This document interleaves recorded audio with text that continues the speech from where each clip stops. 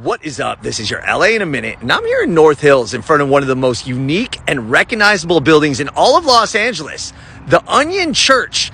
In fact, this building started as a sanctuary for a society and not a church, though it is a church today. So I wanted to get into the history and the story of the Onion Church. Let's get into it.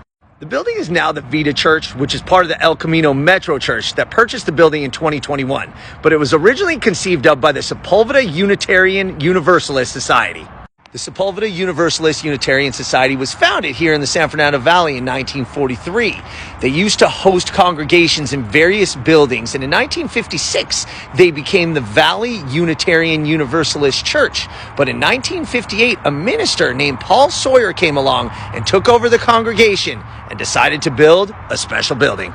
Now, it's worth noting that the Sepulveda Unitarian Universalist Society was not a religion. It's a society. It draws from different philosophies and religions, everything from Hinduism to Buddhism, Judaism, Catholicism, and at its core, they are peace-loving. As the congregation continued to grow in the 1960s, Sawyer saw the need for more space, so the society purchased a 5-acre horse ranch in what was then Sepulveda. He met with famed architect Paul Arenthal, who was also a Universalist, and Arenthal met with the members of the congregation to find out their needs. They wanted to face each other, they wanted a round building, and they wanted good acoustics. What he came up with was this marvel, the Onion Church.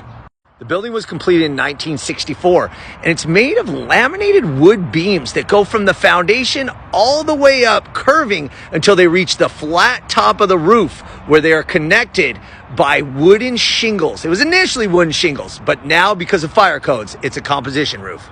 The building was a unique draw, and it hosted some unique characters. In 1966, it was the site of one of the first acid tests from the merry pranksters of Ken Kesey fame that were immortalized in the Tom Wolfe novel, The Electric Kool-Aid Acid Test.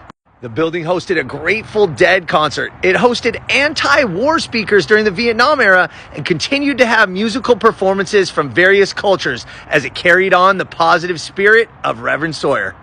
Sawyer moved on, and even though the church continued, the congregation numbers dwindled. However, in 2009, it was named a historic monument by the city of Los Angeles and is still a wonder.